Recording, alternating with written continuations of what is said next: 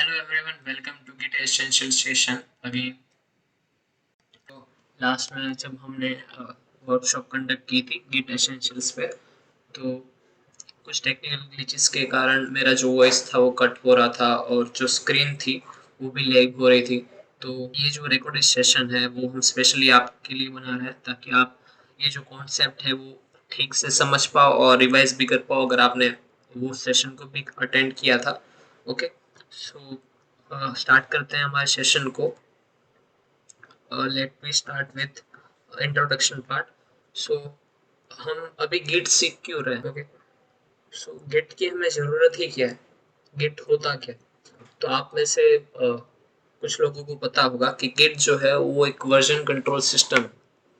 अब ये version control system क्या होता है? तो ये गिट जो होता है वो एक सॉफ्टवेयर पैकेज है, मतलब एक टूल है जो आपके वर्जन्स जो होते हैं उसे मेंटेन करने में आपकी हेल्प करता है। जैसे कि अगर आप मान लीजिए कोई वेबसाइट बना रहे हो, ओके, तो वेबसाइट में बेसिक से कंपोनेंट क्या होता है? एक आपका नेविगेशन बार होता है जो सबके ऊपर होता है, जिसमें लॉगिन, साइन अप और वेबसाइट के नेविगेशंस के अलग अलग ऑप्शंस होते हैं, ठीक है। फिर आपका बॉडी होता है जिसमें आपका मेन कंटेंट होता है, इमेजेस, टेक्स्ट, ओके। और फिर फुटर होता है। अब आप ये वेबसाइट बना रहे हो, ठीक है, और आपने एक फोल्डर के अंदर अपनी सारी फाइल्स जो है उसे स्टोर करके रखा है। इंडेक्स की फाइल है, CSS की कुछ फाइल्स हैं और जावास्क्रिप्ट की भी फाइल्स हैं। और आपने देखा कि जब आपने हेडर बनाया था, नेविगेशन बार बनाया था, ओके, तब तक वेबसाइट अच्छे से चल रही थी, वेबसाइट वर्किंग थी। आपने बॉडी बनाया, वेबसाइट वर्किंग थी, ओके। और अब आपने फुटर बनाया। फुटर बनाते ही आप आपसे कुछ गलती हो गई, एक दो जो डिव टैग है वो आगे पीछे हो गए, ओके, या फिर आप एक डिव टैग को क्लोज करना भूल गए। तो अब क्या हो रहा है, मान लीजिए कि वेबसाइट का जो अलाइनमेंट है वो पूरा खराब हो गया। अब जो वेबसाइट जो पहले दिख रही थी वैसे भी नहीं दिख रही, मतलब कि जो फाइनल जो आउटपुट है आपकी वेबसाइट का वो वैसा नहीं है जैसा आप चाहते थे। अब आपको ये पता है कि आपने फुटर में कुछ चेंजेस किए, उसकी वजह से आपकी जो वेबसाइट का जो पूरा अलाइनमेंट था वो खराब हो गया। आपको ये पता है, पर आपको ये नहीं पता कि आपने कहाँ पे क्या चेंजेस किए थे जिसकी वजह से आपकी जो वेबसाइट है उसका अलाइनमेंट खराब हो गया। तो गिट है वो आपको यही ट्रैक करने में हेल्प करता है। तो गिट क्या है? गिट एक स्पेशल टूल है प्रोग्रामर्स के लिए। अब ऐसा भी नहीं है सिर्फ प्रोग्रामिंग में यूज होता है, ओके, आप ग्राफिक डिजाइन में भी यूज कर सकते हो। अगर आप फोटो एडिटिंग वगैरह करते हो तो भी उसमें भी आप ये यूज कर सकते हो, पर मेनली ये प्रोग्रामर्स के लिए बनाया है। तो गिट क्या करता है? गिट आपके प्रोग्राम के हर एक चेंज को ट्रैक करता है, मतलब कि याद रखता है। और ये टाइम मशीन की तरह वर्क करता है। जैसे कि मैंने बताया, अभी मैंने वेबसाइट का एग्जांपल दिया कि मैंने हेडर बनाया, ओके, फिर बॉडी बनाया और फुटर बनाया। हेडर तक चीजें सही थी, बॉडी तक चीजें सही थी, और फुटर में आते ही मैंने कुछ गलती कर दी जिसकी वजह से मेरा पूरा कोड ही खराब हो गया। तो अगर मुझे वापस से बॉडी वाले कंटेंट में जाना है, मतलब कि मुझे अगर वापस से वेबसाइट को सही करना है, तो मुझे क्या करना पड़ेगा? मैन्युअली सारी पूरी जो वेबसाइट होगी, जो कंटेंट होगा, कोड होगा, उसे मुझे चेक करना पड़ेगा और फिर मुझे वहां पे चेंजेस करने पड़ेंगे। और आपके लिए ये पॉसिबल नहीं है। बड़े प्रोजेक्ट पे जब आप काम करते हो तो आपके लिए आपका हर एक चेंज को याद रखना आपके लिए पॉसिबल नहीं है। तो गिट क्या करता है? गिट आपको ये फंक्शनलिटी प्रोवाइड करता है, वो आपके हर एक चेंज को याद रखता है, वो ट्रैक करता है in the form of snapshot, commits या फिर चेक पॉइंट्स। अब ये कमिट क्या होता है? वो एक पॉइंट है जहां पे आपने अपना कोड एक वर्जन की तरह सेव किया, मतलब कि कमिट को आप बेसिकली एक वर्जन बोल सकते हो।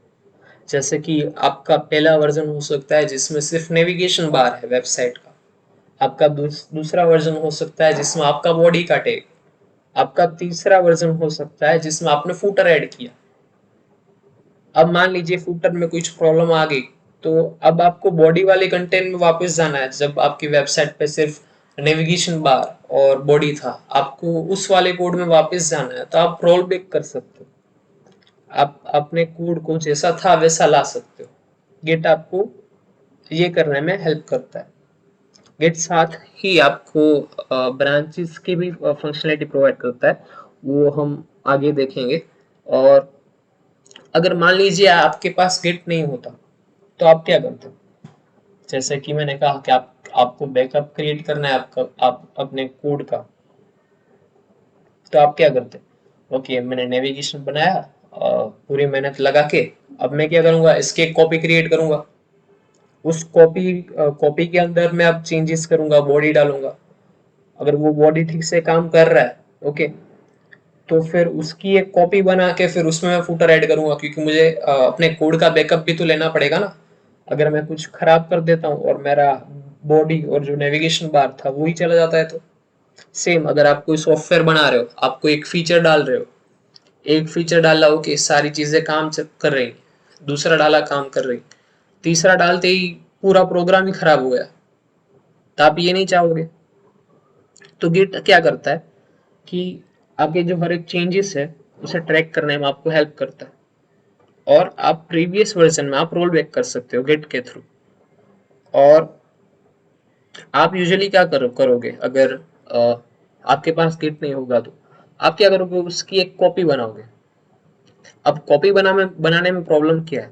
अगर आप सिंपल सी वेबसाइट भी बना रहे हो, उसकी फाइल जो फोल्डर होगा उसकी साइज हम मान लेते हैं 50 MB है, ओके, क्योंकि उसमें इंडेक्स की फाइल है, CSS की फाइल्स हैं, तो अप्रोक्सीमेट 50 MB ले लेता है। तो अगर आप 3 फीचर्स को भी ऐड कर रहे हो तो आप 3 फोल्डर बना रहे हो, उसके 3 कॉपीज बना रहे हो, तो वो आपके सिस्टम में 150 MB तो ऐसे ही वो ले लेगा। तो गिट क्या करता है, गिट आप जब भी कोई चेंज करते हो तो वो आपका पूरा कोड की कॉपी नहीं बनाता, आपके पूरे प्रोजेक्ट की कॉपी नहीं बनाता, ना ही आपकी पूरी फाइल की एक कॉपी क्रिएट करता है अलग से। गिट काम करता है डेल्टा कंप्रेशन पे। अभी डेल्टा कंप्रेशन क्या है, इससे एक सिंपल एग्जांपल से समझते हैं। जैसे कि जो मैथ्स की जो मैम है, उन्होंने आपको असाइनमेंट दिया लिखने के लिए, ओके, और आपका एक फ्रेंड है वो आपसे असाइनमेंट मांग रहा है लिखा हुआ, और वो असाइनमेंट मान लीजिए कुछ 50 पेजेस का है। आपने लिख दिया है और आपने उसकी PDF क्रिएट करके उसे व्हाट्सएप के थ्रू सेंड कर दिया अपने फ्रेंड को, ओके। और सेंड करने के बाद आपको पता चलता है कि आपने कुछ क्वेश्चंस में, let's say question number 2 and question number 3 में कुछ प्रॉब्लम्स करी है, मतलब कि एरर्स जनरेट करी है, आपके आंसर्स कुछ गलत आए। तो अब आप क्या करोगे, पूरी 50 पेजेस की PDF वापस से बना के उस अपने फ्रेंड को सेंड करोगे, या फिर आपने जहां भी चेंजेस किए हैं वो आप अपने फ्रेंड को बता दोगे? दोनों में से सिंपल तरीका कौन सा है? ऑफ कोर्स कोई 50 पेजेस की PDF वापस से नहीं बनाने बैठेगा। क्यों? क्योंकि वो टाइम कंज्यूमिंग है और वो स्टोरेज भी ज्यादा लेगा। उससे अच्छा मैं अपने फ्रेंड को बोल दूंगा कि क्वेश्चन नंबर 2 में मैंने यहाँ पे ये मिस्टेक करी है, इसे चेंज करके ये कर दे। तो गिट भी आपके पूरी कोड को याद नहीं रखता, आपकी पूरी फाइल की कॉपी नहीं बनाता, वो याद रखता है कि आपने चेंजेस कहाँ पे करे, आपने कहाँ पे कंटेंट कौन सी लाइन पे चेंज किया। तो गिट ऐसे काम करता है, इसी टेक्निक को बोलते हैं डेल्टा कंप्रेशन। और गिट के इसी फीचर्स के कारण आप अपने कोड के साथ फ्रीली एक्सपेरिमेंट कर सकते हो। आपको क्योंकि डर नहीं रहेगा कि ओके अगर मेरा कोड खराब हो गया तो आपको, अगर आप गिट यूज कर रहे हो तो आप अपने कोड के साथ फ्रीली एक्सपेरिमेंट कर सकते हो, क्योंकि आपके पास ऑलरेडी कमिट्स हैं। आप अगर आप कुछ प्रॉब्लम करते हो तो आप रोल बैक कर सकते हो अपने पुराने वर्जन में, ओके। तो जैसे कि मैंने कहा कि गिट जो है वो एक सॉफ्टवेयर पैकेज, तो किसी भी और सॉफ्टवेयर या एप्लीकेशन की तरह इसे भी आपको डाउनलोड करके इंस्टॉल करना पड़ेगा। तो ऑफिशियल गिट की मैंने वेबसाइट के लिंक मैंने यहाँ प्रोवाइड करके रखी है, git-scm.com। यहाँ पे जाके आपको गिट को डाउनलोड करना है। मैं आपको प्रोसेस पे दिखा देता हूँ। ओके, ये वेबसाइट है gitscm.com। ओके, और यहाँ पे जाके आपको जाना है डाउनलोड्स में, और यहाँ पे आपको अपने ऑपरेटिंग सिस्टम के हिसाब से गिट को डाउनलोड कर लेना है। जैसे कि अभी मैं विंडोज़ यूज़ कर रहा हूँ, और यहाँ पे आपको स्टैंड अलोन इंस्टॉलर यूज़ करना है, ये जो पोर्टेबल वाला वो पेन ड्राइव इंस्टॉल करने के लिए। और मेरा जो ऑपरेटिंग सिस्टम है वो 64 बिट है, तो मैं 64 बिट वाला डाउनलोड कर लूँगा। मेरे में ऑलरेडी डाउनलोडेड है, फिर भी मैं आपको एक बार करके दिखा देता हूँ। ये ज़्यादा बड़ा पैकेज नहीं है, 50 या 60 MB का ही होगा। ओके, तो ये डाउनलोड होना स्टार्ट हो गया, 58.4 MB का है। ओके, अभी मैं इसे पोस्ट कर रहा हूँ। और अगर आपको पता नहीं है आपका ऑपरेटिंग सिस्टम कितने बिट का है, तो आप अपने पीसी की प्रॉपर्टीज में जाके चेक कर सकते हो। ये डाउनलोड होने के बाद आपको कुछ नहीं करना, सिर्फ नेक्स्ट नेक्स्ट नेक्स्ट करके इंस्टॉल ही करना है। आपको इसकी सेटिंग्स में कुछ चेंजेस नहीं करने ज़्यादा। मेरा ऑलरेडी डाउनलोड हो चुका है। ओके, ये रहा किट।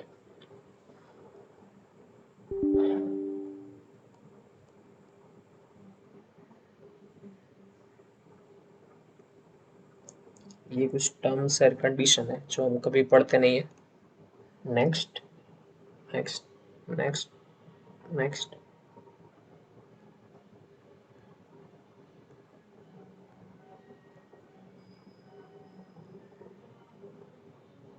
और इंस्टॉल। मैंने ऑलरेडी इंस्टॉल करके रखा है अपने सिस्टम में, तो मैं वापस से नहीं कर रहा हूँ। ओके, लास्ट टाइम हमने लिनक्स ऑपरेटिंग सिस्टम में किया था, तो कुछ लोगों को कुछ प्रॉब्लम आ रही थी समझने में, इसलिए हम इस बार विंडोज में ये प्रैक्टिकल करके दिखा रहे हैं, विंडोज 11 ऑपरेटिंग सिस्टम में। ओके,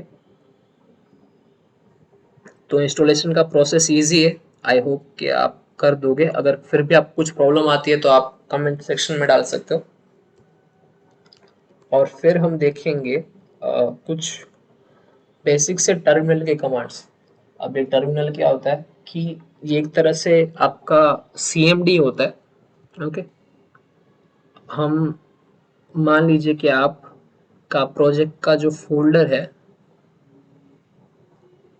मान लीजिए कि मैं अभी इस फोल्डर के अंदर काम कर रहा हूँ, ठीक है। तो अभी हम कुछ बेसिक से टर्मिनल के कमांड्स यूज कर लेते हैं, सीख लेते हैं, ताकि आपको गिट बैश के अंदर काम करने में थोड़ा इजी हो जाए।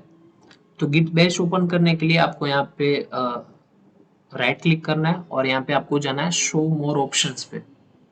ओके, और यहाँ पे आपको जाना है गिट बैश।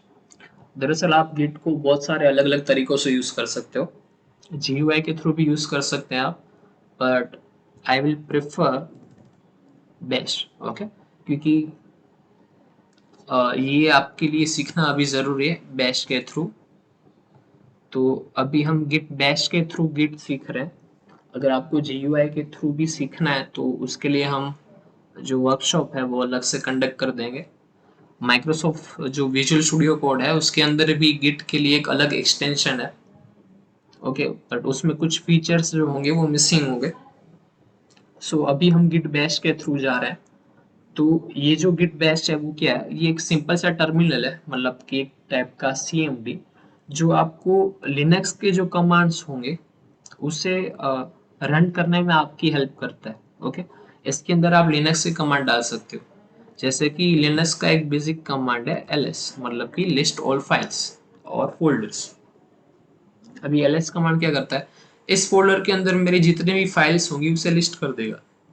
अभी देखो ये यहाँ पे क्या दिखा रहा है, मेरी वर्किंग डायरेक्टरी दिखा रहा है, मतलब कि मैं अभी डी ड्राइव के अंदर प्रोजेक्ट नाम के फोल्डर के अंदर, और ये फोल्डर अभी एम्प्टी है। तो मैं अगर अगर यहाँ पे ls करता हूँ तो ये मुझे एम्प्टी दिखा रहा है। ओके, और अगर मैं GUI के थ्रू अगर मैं आपको दिखाऊं, अगर मुझे यहाँ से बैक जाना है, मतलब कि मुझे डी ड्राइव में वापस जाना है, तो मैं सिंपली GUI में मैं यहाँ पे क्लिक करता हूँ और मुझे यहाँ पे ये सारी फाइल्स और फोल्डर दिख जाते हैं। अगर मुझे यही चीज़ मुझे गिट बैश के थ्रू करनी है, मतलब कि टर्मिनल के थ्रू करनी है, तो मैं लिखूंगा cd, मतलब कि चेंज डायरेक्टरी, मतलब मैं एक फोल्डर से मैं दूसरे फोल्डर में जा रहा हूँ, तो मुझे इसे बताना पड़ेगा मुझे जाना कहाँ पे है। तो मुझे जाना है एक स्टेप पीछे, तो उसके लिए मैं लिखता हूँ cd फिर 2 बार डॉट, मतलब कि एक स्टेप पीछे। तो अभी ये मुझे दिखा रहा है ओके मैं डी ड्राइव के अंदर हूँ। और अभी मैं अगर लिस्ट करूँ ls, तो ये मुझे सारे फोल्डर्स दिखा रहा है जो यहाँ पे भी है, जो आप यहाँ पे भी देख सकते हो। जैसे कि ये मूवी नाम का फोल्डर है, प्रोजेक्ट नाम का फोल्डर है, फिर फोटो नाम का फोल्डर है, वीडियो नाम का फोल्डर है। ये जो ब्लू कलर में जो दिख रहा है ये सारे फोल्डर्स हैं, और ये जो व्हाइट कलर में जो अभी आपको दिख रहा है वो सारे फाइल्स हैं। ओके, और अगर मुझे वापस से इस प्रोजेक्ट नाम के फोल्डर के अंदर जाना है, मतलब कि इसके अंदर, तो मैं लिखूंगा cd, मतलब चेंज डायरेक्टरी। आपको कहाँ पे जाना है, प्रोजेक्ट नाम के फोल्डर के अंदर मैं लिखूंगा प्रोजेक्ट। मैं सिर्फ अगर आधा लिख के भी अगर मैं टैब दबाता हूँ तो ये ऑटो फिल कर देगा, मतलब कि ये गूगल सर्च की तरह है, जैसे कि आप आधी चीजें लिखते हो तो नीचे आपको सजेशंस आते हैं वैसे। तो मैं अगर प्रो लिख के भी सिर्फ अगर टैब प्रेस कर दूं तो वो प्रोजेक्ट ले लेगा। अभी मेरी जो वर्किंग डायरेक्टरी है वो ये दिखा रहा है कि मैं अभी डी ड्राइव के अंदर प्रोजेक्ट नाम के फोल्डर के अंदर हूँ। ओके, और वो फोल्डर मेरा एम्प्टी है। और अगर इस फोल्डर के अंदर मुझे कोई फाइल बनानी है तो हम GUI के थ्रू हम यहाँ से बनाते हैं न्यू, फिर यहाँ से फाइल कोई भी। ओके, अगर मुझे यही चीज मुझे यहाँ से टर्मिनल के थ्रू करनी है, गिट बैश टर्मिनल के थ्रू मुझे करनी है, तो मैं लिखूंगा फाइल क्रिएट करने के लिए टच कमांड है हमारे पास टर्मिनल के अंदर, टच, फिर फाइल का नाम, आपको फाइल का नाम क्या रखना है, नेम, और फिर हम उसका एक्सटेंशन लिखते हैं। जैसे कि मुझे मुझे टेक्स्ट फाइल क्रिएट करनी है तो मैं लिखूंगा name.txt। तो आप देख सकते हो यहाँ पे नेम करके एक टेक्स्ट फाइल क्रिएट हो गई। ओके, और मुझे एक और फाइल को क्रिएट कर देते हैं, टच, लेट्स से c1.txt। तो यहाँ पे c1 करके भी एक टेक्स्ट फाइल क्रिएट हो चुकी है। और अगर इसी फाइल को मुझे डिलीट करना है तो GUI के थ्रू हम यहाँ से करते हैं, ओके, डिलीट। और मुझे यही चीज अगर मुझे टर्मिनल से करनी है तो मैं यहाँ पे लिखता हूँ RM, मतलब कि रिमूव, फिर फाइल का नाम c1.txt। अगर मैं ये करता हूँ तो आप देखोगे कि c1.txt जो हमने फाइल क्रिएट की थी वो डिलीट हो गई। अब मैं ये नेम करके जो भी फाइल है उसे डिलीट कर देता हूँ, तो name.txt। तो ये जो नेम वाली जो फाइल थी वो भी डिलीट हो गई। तो अभी तक हमने क्या देखा कि टर्मिनल के थ्रू एक फोल्डर में से दूसरे फोल्डर में कैसे जाता है cd कमांड के थ्रू। फिर टर्मिनल के थ्रू फाइल को क्रिएट कैसे करते हैं, टच कमांड के थ्रू, टच name.txt, ये फाइल क्रिएट करने के लिए। ओके, फाइल को डिलीट करने के लिए हमने यूज किया rm कमांड, रिमूव, फिर फाइल का नाम। ओके, ये फाइल को डिलीट करने के लिए। फिर है फाइल को क्रिएट करने के लिए, डिलीट करने के लिए, और अब हम क्रिएट करेंगे फोल्डर इस टर्मिनल के थ्रू। तो उसके लिए कमांड है mkdir, मतलब कि make directory, make folder. Directory का मतलब क्या होता है, फोल्डर। तो मैं इसके अंदर एक फोल्डर क्रिएट कर रहा हूँ mkdir, उस फोल्डर का नेम देते हैं न्यू।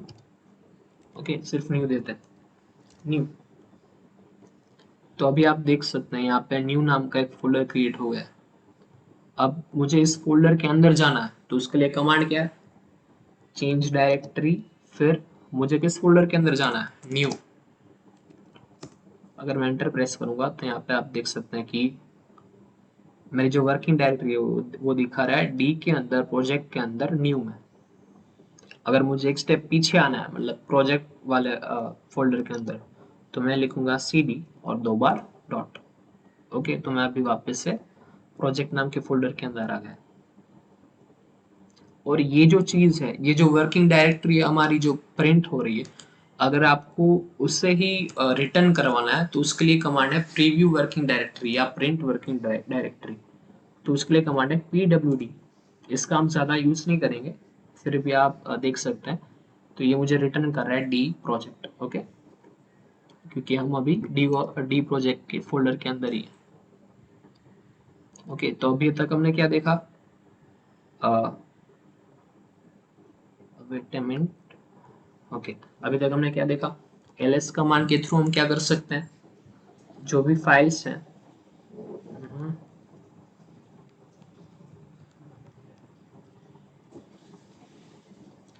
ls कमांड के थ्रू हम जितने भी फोल्डर के अंदर जितने भी सब फोल्डर्स हैं वो और फाइल्स को हम लिस्ट करवा सकते हैं। mkdir का dir कमांड का यूज कैसे करते हैं हम? फोल्डर को क्रिएट करने के लिए। फिर कमांड है cd जो हमें हेल्प करता है एक फोल्डर में से दूसरे फोल्डर में जाने के लिए। फिर rm कमांड है मतलब कि रिमूव, जो हमें हेल्प करता है फाइल्स को डिलीट करने के लिए। फिर एक कमांड है pwd जो प्रिंट करता है हमारी वर्किंग डायरेक्टरी को, मतलब रिटर्न करता है हमारी वर्किंग डायरेक्टरी, मतलब जिस फोल्डर के अंदर अभी हम काम कर रहे हैं। और फिर कमांड है टच जो हम फाइल्स को क्रिएट करने के लिए और मॉडिफाई करने के लिए यूज करते हैं। ये कुछ बेसिक से टर्मिनल के कमांड्स से जो मुझे लगता है आपको पता होने चाहिए as a computer engineer. Okay, और अभी हम मूव करते हैं गिट के इंपॉर्टेंट कॉन्सेप्ट्स पे। गिट हमारा अभी यहाँ से स्टार्ट होगा। ओके, तो गिट में पहला ही कॉन्सेप्ट आता है रिपोजिटरी, मतलब इसे शॉर्ट में कहते हैं रिपो। तो अभी ये रिपो होता क्या है? तो रिपो बेसिकली कुछ नहीं होता, ये आपका प्रोजेक्ट का फोल्डर ही है जिसके अंदर आपकी सारी प्रोजेक्ट की फाइल्स पड़ी है, उसे हम कहते हैं रिपोजिटरी। अब गिट रिपो क्या होता है? जिसके अंदर आपके प्रोजेक्ट की सारी फाइल्स है अलोंग विथ आपके प्रोजेक्ट की सारी हिस्ट्री, मतलब कि आपके वर्जन्स की हिस्ट्री। जैसे कि वेबसाइट वाले एग्जांपल में क्या था? हेडर, फुटर और बॉडी, ये आपके 3 वर्जन है। ओके, तो ये कॉन्सेप्ट था गिट रिपो का। नॉर्मल डायरेक्टरी और गिट रिपोजिटरी में फर्क क्या होता है कि डायरेक्टरी में मतलब कि फोल्डर में सिर्फ हमारा प्रोजेक्ट के रिलेटेड फाइल्स होती हैं, पर गिट रिपो में प्रोजेक्ट के रिलेटेड फाइल्स तो होती हैं, उसके साथ साथ उसकी हिस्ट्री होती है, जो भी हमने चेंजेस किए हैं उसकी हिस्ट्री होती है। ओके, और ये गिट रिपो को हम क्रिएट कैसे करते हैं? तो हम 3 स्टेप में गिट रिपोजिटरी को यूज करते हैं, मतलब कि कोई भी कमिट को बनाते हैं, मतलब कोई वर्जन को बनाते हैं। उसका फर्स्ट स्टेप होता है इनिशियलाइजेशन। उसका फर्स्ट स्टेप होता है इनिशियलाइजेशन। सेकंड स्टेप होता है हमने जो चेंजेस किए हैं हमारे जो फोल्डर में, उसे हम डालते हैं स्टेजिंग एरिया में। और फिर हम उसे लास्ट में करते हैं कमिट, मतलब कि कमिट मतलब आप उसे बोल सकते हो एक तरह से आपने उसका एक वर्जन बना दिया। आपने जो चेंजेस किए उसका आपने एक वर्जन क्रिएट कर दिया। अब ये स्टेजिंग एरिया एक तरह से आप क्या समझ सकते हो? एक तरह से ये टेम्पररी चेंजेस है आपके, ये वो चेंजेस हैं जो अभी आपने फिक्स नहीं किए। और कमिट को आपको आप बोल सकते हो ये वो चेंजेस हैं जो जो आपने फिक्स कर दिए।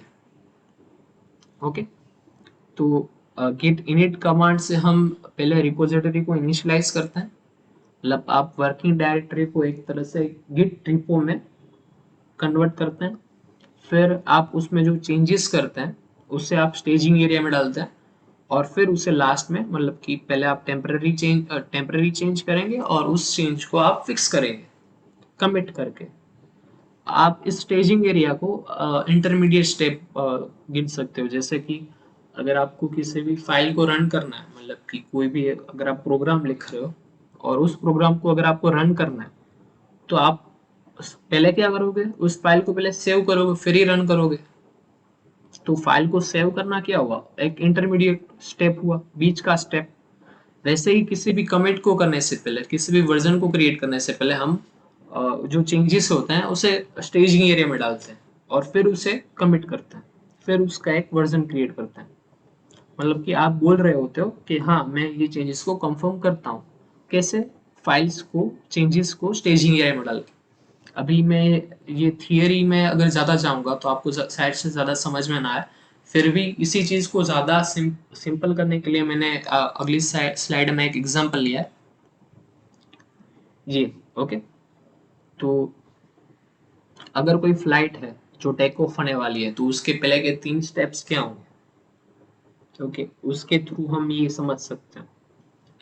तो पहले तो वहां पे प्लेन होना चाहिए, फ्लाइट होनी चाहिए वहां पे। ओके, तो हम पहले फ्लाइट को लाएंगे, फिर उसमें एक एक करके पैसेंजर्स को चढ़ाएंगे और फिर उसे लास्ट में मतलब सारे पैसेंजर्स को उन्हें बिठा देंगे, मतलब कि उनकी जो सीटिंग होगी उसे फिक्स कर देंगे। तो इसी चीज को अगर गिट के कॉन्सेप्ट में समझने की ट्राई करें तो ये जो फ्लाइट को लाने वाला जो स्टेप है उसे बोलते हैं इनिशियलाइजेशन। मतलब कि आप फ्लाइट को ला रहे हो, मतलब कि पहले आप वहां पे गिट को इनिशियलाइज कर रहे हो। आप गिट को बोल रहे हो कि हाँ इस फोल्डर को, मेरे प्रोजेक्ट के इस फोल्डर को आपको ट्रैक करना है, आप गिट को ये बोल रहे हो। फिर आप क्या करते हो? पैसेंजर्स को प्लेन में चढ़ाते हो। तो गिट के टर्म्स में हमने जो चेंजेस किए हैं उसे एक एक करके गिट रिपो में आप ऐड कर रहे हो, आप ऐसे बोल सकते हो। और फिर फाइनली कमिट, मतलब कि वो जो चेंजेस किए हैं आप उसे फिक्स कर रहे हो। स्टेजिंग एरिया मतलब कि आप टेम्पररी सेव बोल सकते हो उसे, या फिर टेम्पररी चेंजेस बोल सकते हो। और फिर उसे कंफर्म करने के बाद आप कमिट क्रिएट करते हो, मतलब कि एक वर्जन एक तरह से क्रिएट कर रहे हो। अब मैं हर बार वर्जन कीवर्ड का यूज नहीं करूंगा। अब आपको याद होना चाहिए कि गिटहब में कमिट का मतलब क्या होता है, वर्जन एक तरह से समझ सकते हैं आप। और कोई भी वर्जन मतलब कि कोई भी कमिट क्रिएट करने से पहले हम क्या करते हैं? फाइल्स को, चेंजेस को स्टेजिंग एरिया में ऐड करते हैं। अब वो चेंजेस कौन से टाइप को हो सकते हैं? शायद से आपने अपने फोल्डर में कोई नई फाइल क्रिएट की हो, या तो फिर कोई फाइल में चेंजेस किए हो, तो वो एक तरह से एक चेंज है। वो कुछ भी हो सकता है। अभी हम इसके प्रैक्टिकल्स को देखते हैं, तो स्टार्ट करते हैं प्रैक्टिकल्स से। तो अभी तक हमने कुछ कॉन्सेप्ट्स देखे गिट के रिलेटेड कि गिट क्या होता है, हमें गिट की क्या ज़रूरत है, और फिर स्टेजिंग एरिया क्या होता है, कमिट क्या होता है, और गिट रिपो क्या होता है। अब हम देखेंगे कि गिट को एक्चुअल में यूज़ कैसे करना है। तो जैसे हम कोई सोशल मीडिया को यूज़ करने से पहले हम पहले उसमें एक अकाउंट क्रिएट करते हैं, वैसे ही गिट एक सॉफ्टवेयर पैकेज है। तो आपको गिट को बताना पड़ता है कि आप कौन हो। एक तरह से आपको गिट में एक आइडेंटिटी क्रिएट करनी पड़ती है। तो आपको गिट को यूज करने से पहले आपको उसे कॉन्फ़िगर करना पड़ता है। तो मान लीजिए कि ये जो डी ड्राइव में मेरा एक फोल्डर मैंने क्रिएट किया है प्रोजेक्ट करके, और मैं इसी फोल्डर में अपनी सारी जो प्रोजेक्ट की जो फाइल्स होगी उसे मैं डालने वाला हूँ। और मैं चाहता हूँ कि गिट मेरे हर एक चेंज को ट्रैक करे। तो मुझे क्या करना है? ये वाले प्रोजेक्ट के अंदर आ जाना है और यहाँ पे राइट क्लिक करके शो मोर ऑप्शन में जाके गिट बैश को यहाँ से ओपन कर लेना है। तो ये ऑटोमेटिकली ये जो मेरी वर्किंग डायरेक्टरी होगा वो यही फोल्डर को ले लेगा। अब मुझे क्या करना है? पहले गिट को कॉन्फ़िगर करना पड़ेगा। वो एक ही बार करते हैं, जैसे कि वेबसाइट में हम अकाउंट एक ही बार क्रिएट करते हैं फिर उसे यूज करते हैं। तो गिट को कॉन्फ़िगर करने के लिए कमांड है गिट कॉन्फ़िग, 2 बार dash global, global as a argument, फिर आपको लिखना है यूजर डॉट नेम, और यहाँ पे डबल कोटेशन में आपको अपना यूजर नेम डालना है, जैसे कि हम कोई भी सोशल मीडिया अकाउंट पे अपना यूजर नेम सेट करते हैं वैसे। तो अभी मैं यहाँ पे ध्रुव डाल देता हूँ। ओके, और अब आपने अपने गिट को बता दिया कि आपको यूजर नेम ध्रुव रखना है, और अब आपको आपका ईमेल सेट करना है। तो वो हम कहेंगे गिट कॉन्फ़िग, वही कमांड, सिर्फ थोड़ा सा चेंज है, ग्लोबल आर्ग्यूमेंट और फिर यूजर डॉट ईमेल, और यहाँ पे डबल कोटेशन में हम डालेंगे अपना ईमेल। मैं यहाँ पे अपना पर्सनल मेल डाल रहा हूँ।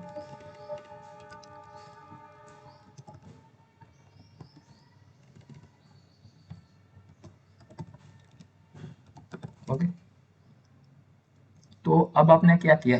आपने गिट में अपनी एक आइडेंटिटी क्रिएट कर दी, अपना यूजर नेम और अपना ईमेल सेट करके। अब अगर यहाँ पे आप ग्लोबल आर्ग्यूमेंट नहीं दोगे तो क्या होगा, अभी के लिए मैंने ग्लोबल आर्ग्यूमेंट दिया है, तो मैं जब भी अपना नया कोई रिपोजिटरी क्रिएट करूंगा तो उसमें ऑटोमेटिकली मेरा यूजर नेम ध्रुव होगा और मेरा जो ईमेल होगा वो यही होगा। पर अगर आप ग्लोबल आर्ग्यूमेंट नहीं दोगे तो आपको हर बार जब भी आप एक रिपोजिटरी क्रिएट करोगे, एक फोल्डर क्रिएट करोगे, और वहां पे गिट को इनिशियलाइज करने से पहले आपको वहां पे गिट कॉन्फ़िग करना पड़ेगा। पर मैंने ग्लोबल आर्ग्यूमेंट दी हुई है तो हर प्रोजेक्ट के लिए मेरा यूजर नेम जो होगा वो ध्रुव होगा और ये जो ईमेल होगा वो मेरा ये होगा। अब हमने कॉन्फ़िगरेशन कर दी है। अब कोई भी गिट प्रोजेक्ट पे वर्क करने से पहले, मतलब कि कोई भी प्रोजेक्ट को कमिट करने से पहले के मैंने आपको 2 स्टेप बताए थे। पहले इनिशियलाइजेशन और सेकंड स्टेप था हमारा चेंजेस को स्टेज करना, और फिर लास्ट में हम करते हैं कमिट। अब ये जो इनिशियलाइजेशन होता है वो एक ही बार करना होता है। ओके, जैसे कि हमने पीपीटी में देखा था इनिशियलाइजेशन क्या होता है, फ्लाइट को लाना। वैसे ही गिट में इनिशियलाइजेशन का मतलब होता है आप गिट को बता रहे हो कि मुझे इस फोल्डर के अंदर जितने भी चेंजेस हैं उसे ट्रैक करना है, उसे याद रखना है। तो उसके लिए हम कमांड लिखते हैं गिट इनिट, मतलब गिट इनिशियलाइज। अब जब आप यहाँ पे ये कमांड को रन करोगे तो आपको दिखेगा इनिशियलाइज्ड एम्प्टी रिपोजिटरी।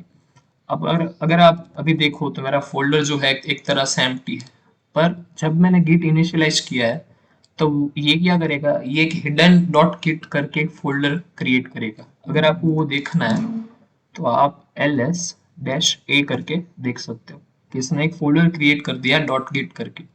अगर आपको GUI में भी देखना है वो फोल्डर को तो आप व्यू में जाके शो करके ये हिडन आइटम्स को टिक कर देना, तो आपको यहाँ पे दिखेगा डॉट गिट फोल्डर। तो अभी तक हमने क्या देखा कि गिट को कॉन्फ़िगर कैसे करते हैं, थ्रू गिट कॉन्फ़िग कमांड। ये एक तरह से हम गिट में अपनी एक अलग से आइडेंटिटी बना रहे हैं। फिर ग्लोबल आर्ग्यूमेंट के साथ हम सेट करते हैं यूजर नेम और फिर हम यहाँ पे डालते हैं अपना यूजर नेम। फिर यूजर डॉट ईमेल से हम अपना ईमेल सेट करते हैं। फिर हमने इसी फोल्डर के अंदर, मतलब कि प्रोजेक्ट नाम के फोल्डर के अंदर गिट को इनिशियलाइज किया थ्रू गिट इनिट कमांड। अब मैंने जैसे कहा था गिट आपके फोल्डर के अंदर जो भी चेंज होगा गिट इनिशियलाइज करने के बाद उसे ट्रैक करेगा, उस पर अपनी नज़र बनाए रखेगा। तो अगर मुझे वो देखना है कि कोई चेंज है या नहीं है तो उसके लिए एक कमांड है गिट स्टेटस। तो जब हमने गिट इनिशियलाइज किया था उसके बाद हमने कोई चेंज किया है, तो अगर मैं गिट स्टेटस करूं तो ये मुझे दिखा रहा है नहीं अभी हमने कोई चेंज नहीं किया, और ये प्रैक्टिकल भी है। मैंने गिट इनिशियलाइज करके उसके बाद यहाँ पे कोई चेंज नहीं किया, पर अभी मैं यहाँ पे अपना प्रोजेक्ट बनाना स्टार्ट कर रहा हूँ। जैसे कि अभी मैं यहाँ पे पाइथन की फाइल बनाऊंगा जो हेलो वर्ल्ड प्रिंट करेगा। तो मैं यहाँ पे एक न्यू फाइल क्रिएट कर देता हूँ प्रोजेक्ट नाम के फोल्डर के अंदर, और उसका नाम ही रखता हूँ hello डॉट p1। ओके, मतलब कि एक पाइथन की फाइल है और मैं यहाँ पे कोड लिख रहा हूँ हेलो वर्ल्ड प्रिंट करने के लिए। हेलो वर्ल्ड, सेव, और इसे मैं रन करके देखता हूँ। ओके, ये चल रहा है। और मैं अगर वापस से यहाँ पे गिट स्टेटस कमांड रन करूँ, अब ये गिट स्टेटस कमांड क्या करता है कि आपके फोल्डर के अंदर जो चेंजेस होंगे उसे ट्रैक करेगा, और अगर कोई चेंज होगा तो आपको बताएगा। जैसे कि मैंने अभी यहाँ पे एक hello.py करके फाइल क्रिएट की है, मतलब मैंने एक चेंज क्रिएट किया है। तो अगर मैं गिट स्टेटस कमांड को रन करूँ तो ये मुझे यहाँ पे दिखा रहा है रेड कलर के अंदर hello.py, और वो उसे बोल रहा है अनट्रैक्ड फाइल, मतलब कि ऐसी फाइल जो अभी स्टेजिंग एरिया में नहीं है।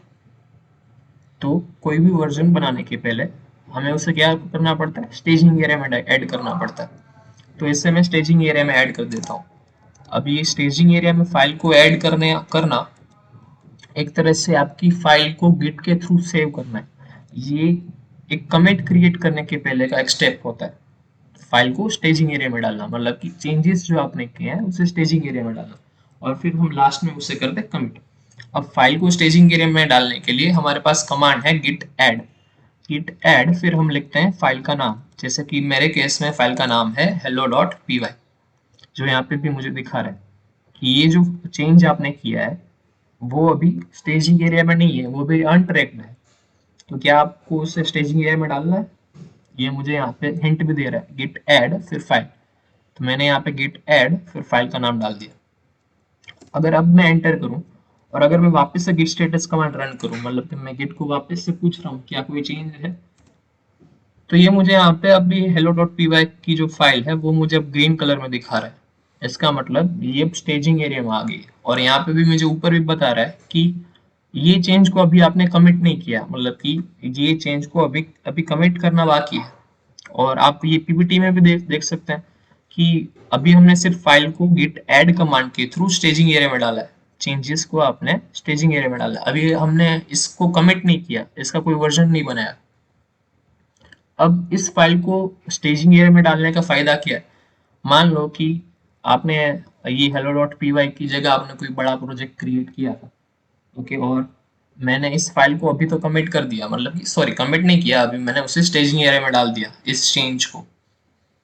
और अगर कोई गलती से या फिर मुझसे ही कुछ गलती हो जाती है और ये मेरा पूरा कोड ही डिलीट हो गया और मैं यहाँ से फाइल को सेव भी कर देता हूँ, और मान लो कि मेरा सिस्टम भी मैंने रिस्टार्ट कर दिया और दूसरे दिन मैंने आके देखा तो मेरा पूरा कोड गायब था, मेरा जो पूरा मेहनत मैंने किया था वो पूरा गायब।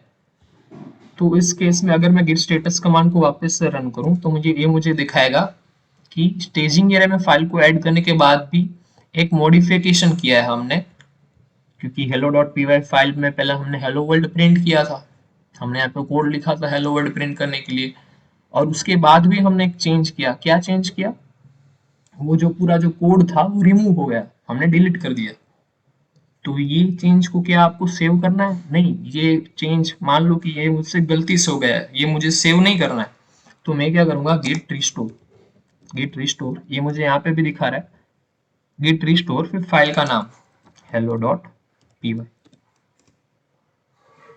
तो अब क्या होगा कि स्टेजिंग एरिया में फाइल को ऐड करने के बाद जो मैंने चेंज किया था वो उसे अनडू कर देगा, और मेरी जो फाइल जैसी थी स्टेजिंग एरिया में वो वैसी वापस आ जाएगी। स्टेजिंग एरिया में कैसी फाइल थी? जहां पे हमने हेलो वर्ल्ड प्रिंट किया था। तो अगर मैं वापस से उस फाइल को ओपन करके देखूं तो देखो यहाँ पे ये मेरा हेलो वर्ल्ड वाला कोड वापस आ गया है। अभी भी हमने सिर्फ कोई वर्जन क्रिएट नहीं किया है इस फाइल का, अभी हमने सिर्फ गिट के थ्रू इस फाइल को भी सेव किया है। आप ऐसे मान सकते हो टेम्पररी सेव, बीच का स्टेप स्टेजिंग एरिया। अभी हमने फाइल को सिर्फ स्टेजिंग एरिया में डाला है। और अगर मैं वापस से गिट स्टेटस कमांड रन करूं तो ये जो मॉडिफिकेशन हमने यहाँ पे किया था वो अब अनडू हो चुका है। तो वो सिर्फ दिखाएगा ओके हेलो वर्ल्ड जो py फाइल डॉट py जो फाइल है वो भी स्टेजिंग एरिया में, उसके बाद कोई चेंज नहीं है। और अगर आपको इसका वर्जन बनाना है तो हम इसे कमिट करेंगे, मतलब कि इसका हम वर्जन क्रिएट करेंगे। अभी अभी देखते हैं कि मल्टीपल फाइल्स को आपको अगर स्टेजिंग एरिया में डालना है, मल्टीपल चेंजेस को अगर आपको स्टेजिंग एरिया में डालना है तो आप कैसे करो। तो अभी मेरे पास सिर्फ hello.py फाइल थी, अब मैं एक और फाइल क्रिएट कर रहा हूँ यहाँ से टच कमांड के थ्रू, बाय या फिर file1.py। तो मैंने एक और चेंज क्रिएट किया। तो अगर वापस से स्टेटस कमांड रन करूं तो ये मुझे दिखाएगा file1.py है, वो स्टेजिंग एरिया में नहीं है। मैं एक और फाइल को क्रिएट कर रहा हूँ file2.py, और एक और फाइल को क्रिएट कर देता हूँ file3.py। आप मल्टीपल फाइल्स को भी क्रिएट कर सकते हो वन बाय वन, या फिर file2.py फिर file5.py। ये मेरे सारी प्रोजेक्ट की फाइल्स, अगर मैं लिस्ट करूं तो ये यहाँ पे मुझे दिखाएगा कि ये सारी फाइल्स हैं जो मेरी अभी करंट डायरेक्टरी में है प्रोजेक्ट नाम के फोल्डर के अंदर। तो अगर मैं वापस से स्टेटस कमांड रन करूं तो मेरे स्टेजिंग एरिया में सिर्फ hello.py वाली फाइल है, और उसके बाद जो हमने चेंज किए थे, हमने चेंज किया कि हमने 5 फाइल्स को क्रिएट किया। अभी ये सारी जो फाइल्स हैं वो ट्रैक नहीं हो रही, मतलब कि वो अनट्रैक्ड फाइल्स है, वो स्टेजिंग एरिया में नहीं है। अगर आपको इन सारी फाइल्स को ट्रैक करना है तो आप क्या करोगे, गिट ऐड कमांड, मतलब इस सारी फाइल्स को स्टेजिंग एरिया में हम क्या करते हैं, गिट ऐड, फिर फाइल का नाम। अब इस केस में हमारे पास ये सारी फाइल्स है, तो मैं वन बाय वन इसका नाम भी नहीं लिख सकता, पर मुझे ये सारी फाइल्स को स्टेजिंग एरिया में ऐड करना है, तो मैं क्या करूँगा, गिट ऐड, फिर मैं यहाँ पे लगा दूंगा एक डॉट। तो ये क्या करेगा, ये सारी फाइल्स जो है यहाँ पे उसे स्टेजिंग एरिया में डाल देगा। अगर मैं गिट ऐड करता हूँ और फिर वापस से गिट स्टेटस कमांड को रन करता हूँ, तो ये मुझे दिखा रहा है कि ये जो सारी फाइल्स है अब स्टेजिंग एरिया में आ गई है, फाइल 1 2 3 4 और 5। तो अब फाइल 1 2 3 4 5 को अगर कोई डिलीट भी कर देता है, जैसे कि मैं इसे डिलीट कर रहा हूँ, और अगर मैं वापस से गिट स्टेटस कमांड को रन करूं, मतलब कि मैं गिट को पूछूं क्या कोई चेंज है, तो ये दिखा रहा है हाँ, फाइल 1 2 3 4 और 5 डिलीट हो चुके हैं। तो क्या मैं ये चेंज को कंफर्म करता हूँ या फिर ये मुझसे नहीं हुआ? अगर मैं मुझे ये चेंज को कंफर्म करना है, एक तरह से कंफर्म करना मतलब ये चेंज को स्टेजिंग एरिया में डालना, तो मुझे यूज करना है गिट ऐड कमांड। अगर मुझे अगर ये मेरे से गलती से हो गया है तो मुझे अंडू करना है, तो मैं यूज करूंगा गिट रिस्टोर कमांड। मेरे केस में फाइल 1 2 3 4 5 का अब कुछ काम नहीं है, तो मैं इस चेंज को कंफर्म कर रहा हूँ कि हाँ अब मुझे इसका कोई काम नहीं है। तो मैं गिट ऐड, इस चेंज को मैं कंफर्म कर रहा हूँ, मतलब कि ये जो चेंज मैंने किया है, अभी फाइल को जो डिलीट किया है, इससे मैं स्टेजिंग एरिया में डाल रहा हूँ। गिट ऐड ऑल, मतलब सारे ये जो चेंजेस हैं, सारी फाइल्स के जो फाइल्स को मैंने डिलीट किया है, ये जो चेंज है ये मैं कंफर्म करके मैं स्टेजिंग एरिया में डाल रहा हूँ। अगर मैं गिट ऐड करूँ और वापस से गिट स्टेटस कमांड को रन करूँ, तो मुझे सिर्फ hello.py फाइल ही दिखेगी। अब अगर मैं hello.py फाइल के अंदर भी कोई चेंज करता हूँ तो भी वो मुझे मॉडिफिकेशन में दिखाएगा। मैं आपको दिखाता हूँ, जैसे कि अगर मैंने यहाँ पे हेलो वर्ल्ड लिखा था, अब मैं अपना नाम यहाँ पे प्रिंट करवा रहा हूँ थ्रू, और यहाँ पे मैंने इसे सेव किया, इसे रन करके भी देख लेते हैं। ओके, दिखा रहा। तो अगर मैं वापस से गिट स्टेटस कमांड रन करूँ, तो ये मुझे दिखाएगा कि हाँ, कि वो फाइल में कुछ मॉडिफिकेशंस है। तो क्या ये मॉडिफिकेशंस मैं रखना चाहता हूँ या फिर मुझे मेरे से गलती से हुआ है? तो मेरे केस में मैं इस चेंज को मैं रखना चाहता हूँ, तो मैं इसे गिट ऐड कर लेता हूँ, वापस से गिट ऐड ऑल, मतलब ये सारे चेंजेस को स्टेजिंग एरिया में डाल दो, गिट ऐड ऑल। अगर मैं वापस से गिट स्टेटस कमांड को रन करूँ, तो अब ये मुझे कोई भी रेड कलर के अंदर कुछ दिखा नहीं रहा, मतलब कि कोई भी चेंज है वो अभी अनट्रैक्ड नहीं है, कोई भी ऐसा चेंज नहीं है जो अभी स्टेजिंग एरिया में नहीं है। अभी हमने क्या किया, हमने देखा कि फाइल को स्टेजिंग एरिया में कैसे डालते हैं, थ्रू गिट ऐड कमांड। अगर आपको मल्टीपल चेंजेस है, जैसे कि आपने मल्टीपल फाइल्स क्रिएट किए हैं या फिर मल्टीपल चेंजेस किए हैं फाइल के अंदर, मॉडिफिकेशंस किए हैं, और उस सारे चेंजेस को अगर आपको स्टेजिंग एरिया में डालना है, तो आप गिट ऐड फिर डॉट करोगे। इससे क्या होगा, सारे चेंजेस होंगे वो स्टेजिंग एरिया में ऐड हो जाएंगे। अगर आपसे कोई गलती हुई है, मतलब कि वो चेंजेस आपने नहीं किए हैं, तो आप क्या करो, गिट रिस्टोर। अब हम देखेंगे कमिट कैसे क्रिएट करना है। आपको यहाँ पे दिख रहा है चेंजेस टू बी कमिटेड, मतलब कि ये अभी स्टेजिंग एरिया में तो है, ये चेंज हमने जो किए हैं। हमारा चेंज किया है hello.py फाइल में, कि मैं पहले हेलो वर्ल्ड प्रिंट करवा रहा हूँ, फिर ध्रुव को प्रिंट करवा रहा हूँ। अभी मैंने इसका कोई वर्जन नहीं बनाया, अभी मैंने ये चेंजेस को फिक्स नहीं किया एक तरीके से। तो उसके लिए कमांड है गिट कमिट करने के लिए, वर्जन क्रिएट करने के लिए गिट कमिट। कमिट, और हर एक कमिट के साथ हम एक मैसेज पुट करते हैं, और वो मैसेज क्या होता है, जैसे कि ये जो मेरा वर्जन है प्रोजेक्ट का, उसमें क्या चेंज है प्रीवियस वर्जन से।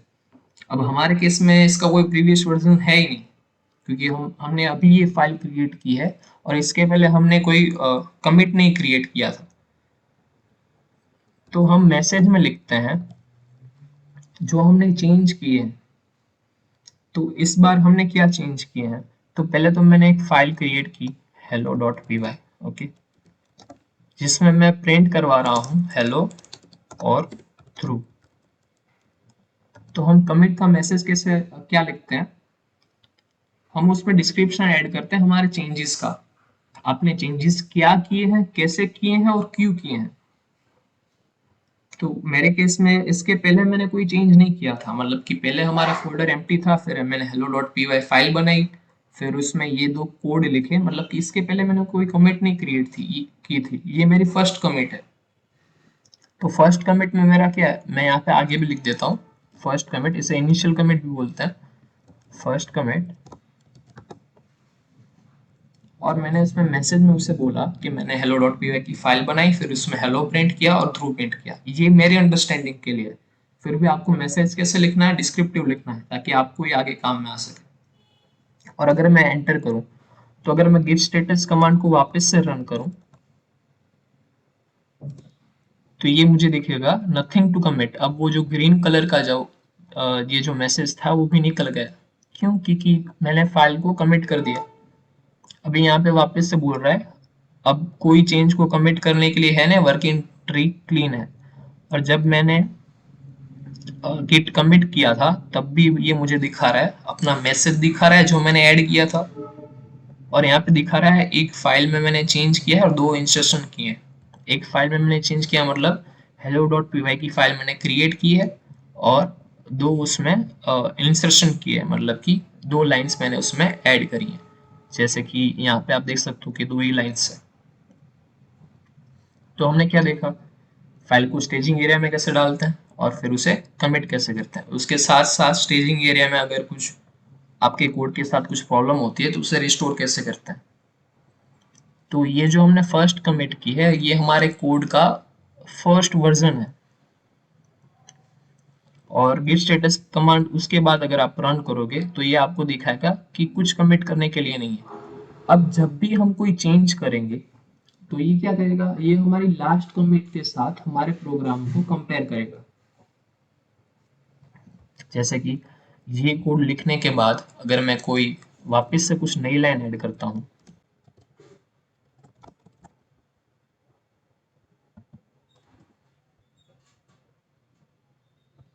ओके, ये मैंने एक नई लाइन ऐड की है, ओके, और वापस से अगर मैं git स्टेटस कमांड रन करूं, तो ये मुझे वापस से दिखा रहा है कि hello.py में कुछ मॉडिफिकेशंस हुए हैं। मतलब ये क्या कर रहा है, अब आपने जी ये जो दो लाइन लिखी थी लास्ट में, इसका आपने एक कमिट बना दिया, इसका वर्जन बना दिया, उसके बाद आप जो भी चेंज करोगे उसको वो कंपेयर करेगा और देखेगा कि क्या कोई चेंज है। तो मैं गिट स्टेटस कमांड जब भी मैं रन कर रहा हूँ तो ये मेरे लास्ट कमिट के साथ कंपेयर कर रहा है और मुझे दिखा रहा है कि हाँ, hello.py में वापस से कुछ मॉडिफिकेशंस हुए हैं और वो अभी स्टेज भी नहीं हुए हैं। तो क्या आपको स्टेज करना है और उसे कमिट करना है। तो कमिट करने के लिए पहला स्टेप क्या होता है, हम उसे स्टेज करते हैं, गिट ऐड, मैं ऑल ही कर रहा हूँ ताकि मुझे फाइल का नाम ना लिखना पड़े। और अगर मैं वापस से गिट स्टेटस कमांड रन करूँ तो मुझे दिखा रहा है कि हाँ, फाइल्स जो थी वो अब स्टेजिंग एरिया में आ गई है और मैं इसे अब कमिट करूंगा, इसका एक वर्जन क्रिएट करूंगा। तो वर्जन कैसे क्रिएट करते हैं, through git commit command, git commit, और फिर मैं उसके साथ एक मैसेज डालूंगा -m करके, और मैसेज में लिखूंगा मैंने इस बार क्या चेंज किया प्रीवियस वर्जन से। तो हमारा प्रीवियस वर्जन क्या था, हमारा प्रीवियस वर्जन था जिसमें मैं सिर्फ हेलो वर्ल्ड प्रिंट करवा रहा था और थ्रू प्रिंट करवा रहा था। इस बार मैं इसमें न्यू लाइन करके एक स्ट्रिंग भी प्रिंट करवा रहा हूँ। तो मैं यहाँ पे मैसेज डालूंगा नाउ प्रिंटिंग न्यू लाइन और एंटर। और वापस से अगर मैं स्टेटस करूँ तो ये मुझे क्लीन दिखा रहा है, मतलब कि अब ये वर्जन क्रिएट करने के बाद मैंने कोई चेंज नहीं किया। अब ये जो गिट के जितने भी जो कमांड्स है, आप जब तक उन्हें आप प्रैक्टिस नहीं करोगे तब तक आपको ये याद नहीं रहेंगे। तो इसके लिए मैंने आपको यहाँ पे एक एक्सरसाइज दी है, आपके लिए एक एक्सरसाइज बनाई है। आपको क्या करना है, आपको सेम ही प्रोग्राम करना है जैसे कि मैंने अभी किया था। मैंने क्या किया, फर्स्ट गिट को कॉन्फ़िगर किया, गिट कॉन्फ़िग कमांड के थ्रू, फिर जिस प्रोजेक्ट में मैं काम कर रहा हूँ उस फोल्डर के अंदर मैंने गिट बैश को ओपन किया, फिर उसे इनिशियलाइज किया गिट init कमांड के थ्रू। और फिर आपको क्या करना है, अब सेम प्रोसेस को फॉलो करना है और आपको एक फाइल बनानी है hello.py, जो कुछ नहीं करेगी, सिर्फ हेलो वर्ल्ड का प्रोग्राम होगा उसमें जो हेलो वर्ल्ड को प्रिंट करेगी। और हेलो वर्ल्ड प्रिंट करने के बाद मतलब कि उस फाइल को आपको सेव करना है। मैं अभी पाइथन को लेके चल रहा हूँ क्योंकि मोस्टली आप थर्ड और फिफ्थ सेमेस्टर में हो तो आपको पाइथन आता होगा। अगर आपको पाइथन नहीं आती, आपको जावा या सी प्लस प्लस आती है तो आप उस लैंग्वेज में भी ये प्रोग्राम को लिख सकते हो। और उसे सेव करने के बाद आपको उस फाइल को स्टेजिंग एरिया में डालना है, मतलब कि स्टेज करना है। अब फाइल को स्टेजिंग एरिया में आप कैसे डालोगे? गेट ऐड कमांड के थ्रू। गेट ऐड फिर आपका फाइल का नेम, इस केस में हमारा फाइल का नेम होगा hello.py। और फिर आप उसे स्टेजिंग एरिया में रहने दोगे, आप उसे कमिट अभी नहीं क्रिएट करोगे। ओके, और फिर आप क्या करोगे कि आप उस प्रोग्राम में कुछ मिस्टेक्स क्रिएट करोगे अपने एंड से, जैसे कि मैंने किया था। हेलो वर्ल्ड प्रिंट करवाने के बाद मैंने पूरा जो कोड था उसे इरेज कर दिया। आप कुछ भी चेंज कर सकते हो, आप खुद से कुछ एरर जनरेट करवा सकते हो। अगर आपको पूरा कोड इरेज करना है तो आप पूरा कोड इरेज कर दो। ओके, और फिर उसे सेव कर दो और फिर उस चेंज को रिवर्ट करने की ट्राई करो, मतलब कि जब आपका कोड वर्किंग था उस स्टेज में लेके जाने की ट्राई करो। जैसे कि आपका कोड जब वर्किंग था तब हेलो वर्ल्ड प्रिंट हो रहा था, अब आपने कुछ एरर्स जनरेट किए या फिर कोड ही इरेज कर दिया, तो अब आपको उसे रिवर्ट करना है। वो आप रिवर्ट कैसे करोगे? फाइल को स्टेजिंग एरिया में डालने के बाद हम क्या करते हैं, गेट रिस्टोर। अगर आपने सारा कोड ही आपने इरेज कर दिया और उसे सेव भी कर दिया तो आपको उसे रिवर्ट कैसे करना है? गेट रिस्टोर कमांड के थ्रू। वो मैंने आपको दिखाया, अगर आपको याद नहीं है तो आप वापस से वीडियो में बैक जाके भी उसे देख सकते हो। ओके, तो अभी तक हमने क्या देखा कि कोई भी फाइल को स्टेजिंग एरिया में कैसे डालते हैं और फिर उसका एक वर्जन कैसे क्रिएट करते हैं गेट कमिट कमांड के थ्रू। ओके, तो ये दो कमांड्स है, गेट ऐड, उसके बाद हम क्या डालते हैं? फाइल का नाम। और या फिर अगर आपको सारे ही चेंजेस को अगर आपको स्टेजिंग एरिया में डालना है तो आप यूज करते हैं डॉट, मतलब कि सारे चेंजेस को स्टेजिंग एरिया में डाल दो और फिर हम उसका एक वर्जन क्रिएट करते हैं गेट कमिट कमांड के थ्रू। और कमिट कमांड के साथ हम डालते हैं आर्ग्यूमेंट, मतलब कि एक मैसेज डालते हैं जो कि होता है गेट कमिट। फिर हम एक मैसेज डालते हैं, मैसेज में हम क्या लिखते हैं? मैसेज में हम डिस्क्राइब करते हैं कि हमारे पुराने वाले वर्जन से इस वाले वर्जन में क्या चेंज है। तो अभी तक हमने ये देखा। तो अगर आपको ये देखना है कि आपने टोटल कितने कमिट्स क्रिएट किए हैं और वो चेंजेस क्या किया है, तो उसके लिए कमांड है git log। तो हम एक नया कमांड देखने जा रहे हैं। जैसे कि हमारा लास्ट वर्जन था जिसमें हमने हेलो वर्ल्ड ध्रुव और न्यू लाइन प्रिंट किया, तो मैंने इसमें कमिट कितने क्रिएट किए थे वो मुझे देखना है, मतलब मैंने टोटल कितने चेंजेस किए हैं। हाँ, मैं आपको ये भी बता दूं कि आप जो गिट के जो कमांड्स है वो यहाँ पे टर्मिनल के थ्रू भी एक्सेस कर सकते हैं। जो मैं यहाँ पे बेस में जो कमांड्स मैं यहाँ पे लिख रहा हूँ वही कमांड्स में यहाँ पे भी लिख सकता हूँ, जैसे कि गिट स्टेटस। तो ये मुझे अभी क्लीन दिखाना चाहिए। Okay, on branch master nothing to commit, ये मतलब ये क्लीन है, इसके बाद मैंने कोई चेंजेस नहीं किए। अब मुझे देखना है मैंने टोटल कमिट्स कितने किए हैं, तो उसके लिए कमांड है गिट लॉग। अब ये गिट लॉग कमांड देखो मुझे क्या रिटर्न कर रहा है। ये मुझे मैंने जितने कमिट्स किए थे उस वो ये लिस्ट कर रहा है, मतलब ये मुझे अपने कमिट की हिस्ट्री दिखा रहा है। और साथ ही में ये मुझे यहाँ पे क्या दे रहा है, देखो ये मुझे दिखा रहा है ऑथर और ये मेरा ईमेल एड्रेस। अगर आपको याद हो तो जब हमने गेट को कॉन्फ़िगर किया था तभी हमने ये ऑथर और ईमेल एड्रेस वहां पे ऐड किया था। तो अब मुझे यहाँ पे पता चल सकता है कि ये जो चेंजेस किए हैं वो किसने किए हैं, कब किए हैं और उसका ईमेल क्या है। और देखो जो हमने मैसेज डाला था कमिट में वो भी यहाँ पे मुझे रिफ्लेक्ट हो रहा है, जैसे कि मेरी फर्स्ट कमिट थी जिसमें मैंने hello.py फाइल बनाई थी, फिर हेलो प्रिंट किया था और फिर ध्रुव प्रिंट किया था। और फिर मैंने एक और कमिट की जिसका ये यूनिक हैश आईडी है। ये हैश आईडी क्या होता है? ये आपके हर एक चेंज को यूनिकली आइडेंटिफाई करता है। और फिर मैंने एक और कमिट की जिसमें मैंने न्यू लाइन को प्रिंट करवाया, ये भी मुझे यहाँ पे दिखा रहा है। और ये मुझे ये भी दिखा रहा है कि ये कमिट मैंने कब किया था। तो गिट लॉग कमांड आपको क्या देता है? गिट लॉग कमांड आपको आपके कमिट्स की पूरी हिस्ट्री देता है, आपने कौन से और कहाँ चेंज किए थे। तो अगर आपको इस चीज की प्रैक्टिस करनी है तो अभी तक हमने स्टेजिंग एरिया में फाइल ऐड करना और कमिट करना देख लिया। तो उसके रिलेटेड आपको अगर एक्सरसाइज दूं तो आपको क्या करना है, आपको पहले अपना नाम प्रिंट करवाना है, ओके, और फिर उससे स्टेजिंग डायग्राम ऐड करना है और उसका एक कमिट क्रिएट करना है। फिर आपका रोल नंबर प्रिंट करवाना है, उसे फिर उसे आपको स्टेजिंग एरिया में ऐड करना है, उस फाइल को सेव करके स्टेजिंग एरिया में ऐड करना है और उसे कमिट करना है। वैसे ही एनरोलमेंट और ब्रांच, हर बार आप कुछ कमिट मैसेज ऐसे ऐसे लिख सकते हो कि एडेड माय नेम, फिर आप लिख सकते हो एडेड माय रोल नंबर, ऐसे आप कमिट मैसेज लिख सकते हो। यूजुअली हम एक एक लाइन की चेंज के लिए हम कमिट नहीं क्रिएट करते, पर फिर भी आपके प्रैक्टिस के लिए आप ये कर सकते हो। तो आपको समझ आ गया होगा कि हमें क्या करना है।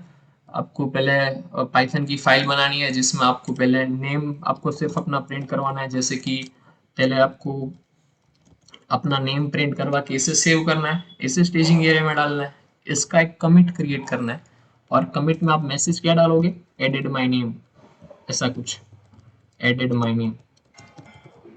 इसे सेव किया, इसे इसका स्टेटस चेक किया आपने कमिट करने के बाद, फिर वापस से आपको प्रिंट करवाना है आपका रोल नंबर, लेट से रोल नंबर, और फिर यहाँ पे आपका रोल नंबर आएगा, आप वेरिएबल में भी स्टोर करवा सकते हो।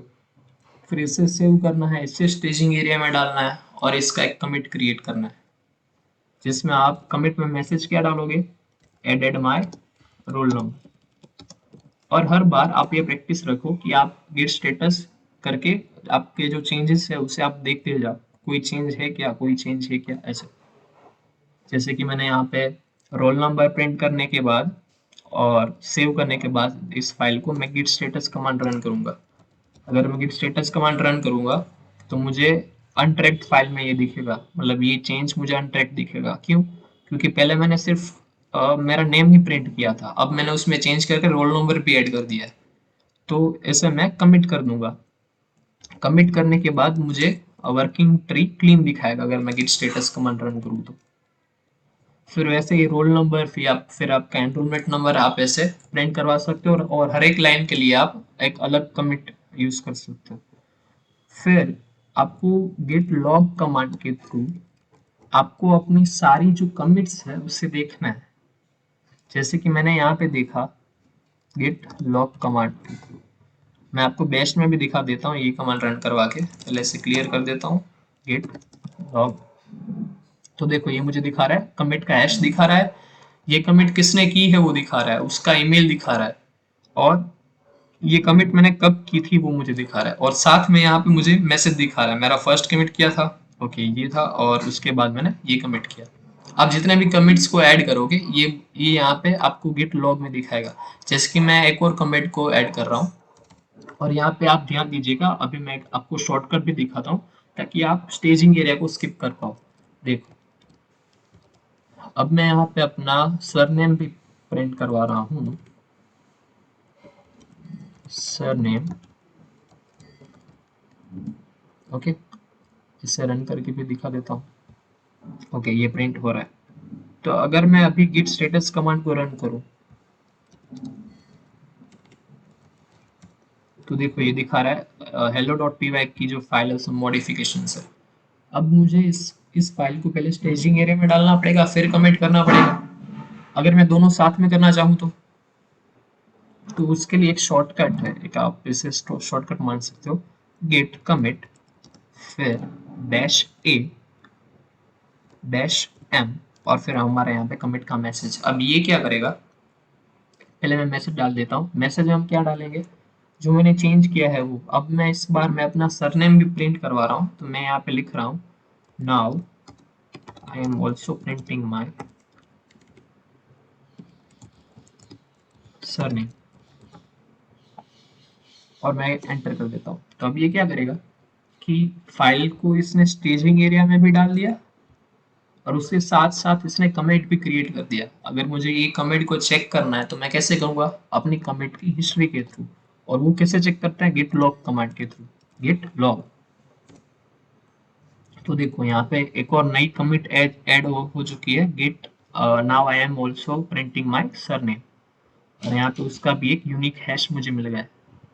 और ये हेड और ये मास्टर क्या है वो हम अंडरस्टैंड करने की ट्राई करेंगे जब हम ब्रांचिंग और मर्जिंग को सीखेंगे।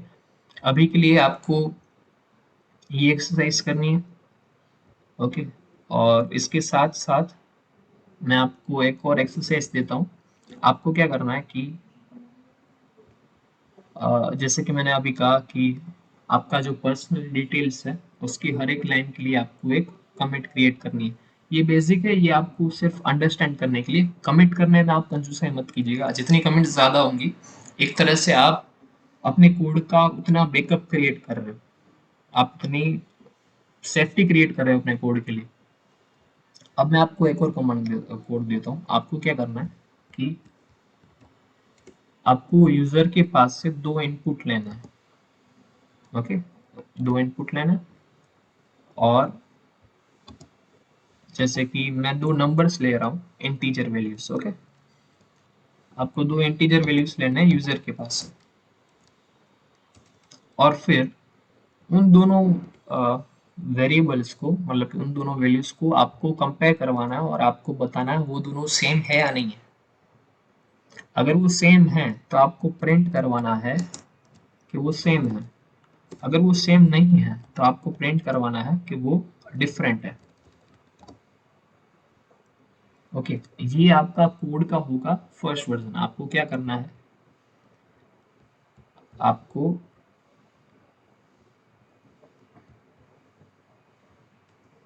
आपको अपने कोड के दो वर्जन क्रिएट करना है। आपको एक पाइथन की फाइल बनानी है, कंपेयर वैल्यूज डॉट पीपीटी, या फिर आप कोई भी लैंग्वेज में कर सकते हो। आपको पहले कोड लिखना है दो इंटीजर वैल्यूज को कंपेयर करने के लिए, दो इंटीजर वैल्यूज को कंपेयर करने के लिए। फिर उसे सेव करना है उस कोड को, और उस कोड को आपको स्टेजिंग एरिया में डालना है और फिर उसका कमिट ऐड करना है। अब आप उसको शॉर्टकट से भी कर सकते हो, जैसे कि मैंने आपको अभी बताया कैसे करना है। वो यहाँ पे रहा, गिट कमिट डैश ए डैश एम, फिर आपका कमिट का मैसेज। या फिर आप वन बाय वन भी कर सकते हो कि पहले आपने ऐड किया और फिर आपने कमिट किया। और आप एक कमिट क्रिएट करने के बाद आपको वापस से उस कोड में मॉडिफिकेशंस करना है। अब क्या करना है, अब वो कोड सिर्फ इंटीजर वैल्यूज को कंपेयर नहीं करेगा, अब वो कोड फ्लोट वैल्यूज को भी कंपेयर करना चाहिए। क्योंकि अगर मैं यहाँ पे इनपुट में फ्लोट वैल्यू देता हूँ तो ये कोड मुझे एरर देगा, इंटीजर वाला। अब आपको उस कोड को एक्सटेंड करना है ताकि वो फ्लोट वैल्यूज को भी कंपेयर कर पाए। तो आपको चेंज कहाँ पे करना रहेगा, लास्ट में अगर मैं बताऊं तो आप यहाँ पे पहले इंटीजर के इनपुट ले रहे थे, अब आपको यहाँ पे फ्लोट इनपुट लेना है, ओके। और फिर उन दोनों को वापस से कंपेयर करवाना और बताना है कि वो दोनों वैल्यू सेम है या नहीं है। तो आपका कोड का पहला वर्जन क्या होगा, सिर्फ इंटीजर वैल्यूज को चेक करना है। और फिर पहला वर्जन क्या होगा जो सिर्फ इंटीजर वैल्यूज को ही कंपेयर कर पाएगा। आपके कोड का दूसरा वर्जन क्या होगा जो फ्लोट वैल्यूज को भी कंपेयर कर पाएगा। अब जो कोड फ्लोट वैल्यूज को कंपेयर कर सकता है वो ऑफ कोर्स वो इंटीजर वैल्यूज को भी कंपेयर कर सकता है। तो एक तरह से आप अपने कोड को इम्प्रूव कर रहे हो। अब रियल टाइम सिनेरियो में भी आप यही चीज कर रहे हो। आप पहले बेस कोड से स्टार्ट करते हो, जो बेसिक सा कोड होता है, और फिर आप उसे धीरे धीरे से इम्प्रूव करते हो, उसमें चेंज लाते हो। जैसे कि इंस्टाग्राम, तो इंस्टाग्राम या फेस उन्होंने पहले बेसिक से HTML और CSS की वेबसाइट से स्टार्ट किया होगा और धीरे धीरे उसमें इम्प्रूवमेंट किए। हम भी यहाँ पे वही कर रहे हैं। तो आपको इतना करना है, दो वर्जन्स बनाने हैं कोड के और उसके कमिट्स ऐड करना है। और इतना आपके कोड के वर्जन को मेंटेन करने के लिए, आपके प्रोजेक्ट के वर्जन को मेंटेन करने के लिए इतना इनफ है। अगर आपको इसमें कुछ भी प्रॉब्लम आती है, कुछ कोई डाउट आता है, तो आप कमेंट सेक्शन में डाल सकते हो। अभी तक हम इतना ही देखते हैं, और अभी तक हम बहुत स्लो स्पीड में जा रहे थे क्योंकि आपको ब्रांचिंग का और मर्जिंग का कॉन्सेप्ट समझने के लिए आपको स्टेजिंग एरिया क्या है, कमिट्स क्या है, ये सारी चीज़ें एकदम क्लियर होनी चाहिए। तो ये वाला जो सेशन था वो थोड़ा सा लंबा था। अब हम प्रैक्टिकली ही आगे बढ़ेंगे, क्योंकि अब आपके जो कॉन्सेप्ट्स होंगे ये एक्सरसाइजेस करने के बाद कि ब्रांचिंग सॉरी कमिट क्या है, स्टेजिंग एरिया क्या है, ये सारे क्लियर हो गए होंगे। तो आपको ज़्यादा आइडिया आएगा जब हम स्टार्ट करेंगे ब्रांचिंग से। और जब हम इसका सेशन अलग से कंडक्ट करेंगे तो हम आपको इन्फॉर्म कर देंगे। एक बार लेक्चर को समराइज भी कर देते हैं हमने क्या क्या किया। तो हमने स्टार्टिंग की थी गिट क्या होता है, गिट के यूजेज क्या है, और हमें गिट चाहिए क्यों, गिट में डेल्टा कंप्रेशन क्या होता है, और फिर हमने गिट को इंस्टॉल किया, जो सिंपल सी प्रोसेस है, आपको नेक्स्ट नेक्स्ट नेक्स्ट करके इंस्टॉल करना है। लास्ट टाइम हम लिनक्स ऑपरेटिंग सिस्टम यूज़ कर रहे थे तो मैं आपको दिखा नहीं पाया था। फिर हमने बेसिक से टर्मिनल कमांड यूज़ किए, सीखे, जो हमने यूज़ भी किए गिट बैश में। फिर हमने देखा कि रिपोजिटरी क्या होता है, गिट रिपोजिटरी क्या होता है। फिर हमने देखा स्टेजिंग एरिया और कमिट्स क्या होते हैं। फिर हमने देखा कि कोई भी चेंज है उसे स्टेजिंग एरिया में कैसे ऐड करते हैं, गिट ऐड कमांड के थ्रू। फिर उस चेंज को फिक्स कैसे करते हैं, गिट कमिट के थ्रू। मतलब कि आप एक वर्जन बना रहे हो, गिट कमिट के साथ हम एक मैसेज ऐड करते हैं जो डिस्क्राइब करता है आपके करंट वर्जन में आपके प्रीवियस वर्जन से क्या चेंज है। फिर हमने देखा, अ, हमने एक्सरसाइज की कुछ, और फिर ये एक कमांड है गेट डिफरेंस कमांड। तो गेट डिफरेंस जो कमांड है उसे मैं लास्ट में इसीलिए रखा था क्योंकि गेट डिफरेंस कमांड को आप अलग अलग आर्ग्यूमेंट के साथ अलग अलग तरीके से यूज कर सकते हो और ये बहुत ही यूजफुल कमांड है। तो अभी हम उसका एक यूज केस देखते हैं, बाकी जो यूज केस होंगे वो हम अगले जो वीडियोस बनाएंगे उसमें हम आपको बता देंगे। तो मैं अभी आपको एक उसका यूज केस बताता हूँ जिसमें आप दो कमेंट को कंपेयर कर सकते हो। तो गेट डिफरेंस कमांड आपको हेल्प करता है दो डायरेक्टरीज को कंपेयर करने के लिए, दो कमेंट्स को कंपेयर करने के लिए, या फिर दो ब्रांचेस को कंपेयर करने के लिए। अभी हम दो कमिट्स को कंपेयर करेंगे। तो मैं अभी गिट लॉग करके मैं आपको अपनी सारी कमिट्स दिखा देता हूँ। ये मेरी फर्स्ट कमिट थी जिसमें मैंने hello.py फाइल बनाई थी, फिर उसमें हेलो और फिर मेरा नाम प्रिंट करवाया था। फिर मैंने इसी कोड को एक्सटेंड करते हुए उसमें न्यू लाइन प्रिंट करवाई, और फिर इसी को एक्सटेंड करते हुए मैंने उसमें मेरी सरनेम को प्रिंट करवाया। अब ये जो लास्ट कमिट है इसमें मैंने कुछ चेंज नहीं किया, मैंने सिर्फ टेस्ट करने के लिए ये कमिट क्रिएट की थी। तो इसमें और इसमें ज़्यादा कुछ डिफरेंस है नहीं, फिर भी मैं आपको बता देता हूँ। तो हमारा जो लास्ट वर्जन है हमारा कोड का वो हमारे ये है जिसमें मैं ये सारी चीज़ों को प्रिंट करवा रहा हूँ। पर अगर मुझे देखना हो कि मेरा जो फर्स्ट वर्जन था कोड का और मेरा जो लास्ट वर्जन है कोड का उसमें डिफरेंस क्या है, अभी तो मुझे पता है कि अभी मैं स्मॉल स्केल पे काम कर रहा हूँ, तो मुझे पता है कि मैंने फर्स्ट वर्जन में सिर्फ ये दो चीज़ को प्रिंट करवाया था और मेरा जो लास्ट वर्जन है उसमें मैं ये सारी चीज़ों को प्रिंट करवा रहा हूँ। पर फिर भी अगर मुझे गिट बैश के थ्रू अगर मुझे ये चीज़ को देखना है तो उसके लिए मैं यूज़ कर सकता हूँ गिट डिफरेंस कमांड। और गिट डिफरेंस फिर हम क्या करेंगे, हमें कौन से दो वर्जन्स को कंपेयर करना है, तो कौन से दो कमिट्स को कंपेयर करना है। तो अभी मुझे ये मेरा फर्स्ट कमिट जो है जिसमें मैं सिर्फ हेलो और मेरा नाम प्रिंट करवा रहा था वो, और मैं अपना लास्ट वर्जन है जिसमें मैं सारी चीज़ों को प्रिंट करवा रहा हूँ, उन दोनों को मुझे कंपेयर करके देखना है कि एक्चुअल में चेंज मैंने कहाँ पे की है। तो मैं क्या करूँगा, इन दोनों का जो हैश आईडी होगा उसे कॉपी करके यहाँ पे पेस्ट कर दूंगा। ये हैश आईडी होता है वो हर एक कमिट के लिए यूनिक होता है, हर एक कमिट को ये यूनिकली आइडेंटिफाई करता है। और फिर जो दूसरा जो कमिट है उसको भी मैं कॉपी करके यहाँ पे पेस्ट कर दूंगा। अब ये कमांड क्या करेगा, देखो ये मुझे दिखा रहा है कि मेरा जो फर्स्ट वर्जन था मतलब कि जी वाला, उसमें प्रिंट हेलो वर्ल्ड था और फिर मैं थ्रू प्रिंट करवा रहा था। ओके, उसमें प्रिंट हेलो वर्ल्ड कॉमन है। अब जो मेरा न्यू वर्जन है उसमें मैं क्या करवा रहा हूँ, थ्रू प्रिंट करवा रहा हूँ, न्यू लाइन प्रिंट करवा रहा हूँ और मेरा सरनेम प्रिंट करवा रहा हूँ। और मुझे यही तो आउटपुट में चाहिए था, मैं अपने फर्स्ट वर्जन में कितनी चीजें प्रिंट करवा रहा था, सिर्फ ये दो चीजें। अब मेरे लास्ट वर्जन में मैं ये सारी चीजों को भी प्रिंट करवा रहा हूँ। आप यही चीज़ की प्रैक्टिस करने के लिए मैंने जो आपको एक्सरसाइज दी थी जिसमें मैंने कहा था कि दो इंटीजर वैल्यूज़ को पहले कंपेयर करके उसका एक कमिट क्रिएट करना है, फिर दो फ्लोट वैल्यूज़ को कंपेयर करके उसका एक अलग कमिट क्रिएट करना है। तो आप क्या कर सकते हैं, आपको आप इन दोनों वर्जन को भी कंपेयर कर सकते हैं। जब आप इसका कमिट बनाएंगे तब आपको कंपेयर कैसे करना है, गिट डिफरेंस फिर जो वर्जन वन का जो कमिट आईडी होगा वो commit ID of version one, और फिर गेट और फिर दूसरा वर्जन जो है उसका कमिट आईडी ऑफ वर्जन 2। तो आपको ये आउटपुट में क्या देगा, जहाँ पे भी दोनों कोड में डिफरेंस है वो आपको रिटर्न करेगा। और अगर आप पाइथन यूज कर रहे हैं तो आपका 2 या 3 लाइन का ही डिफरेंस वो आपको रिटर्न करेगा, क्योंकि आपने फर्स्ट कोड में आप इनपुट इंटीजर लोगे और जो सेकंड कोड होगा उसमें आप इनपुट जो होगा फ्लोट लोगे। ओके, तो इस सेशन के लिए अभी हम इतना ही करते हैं।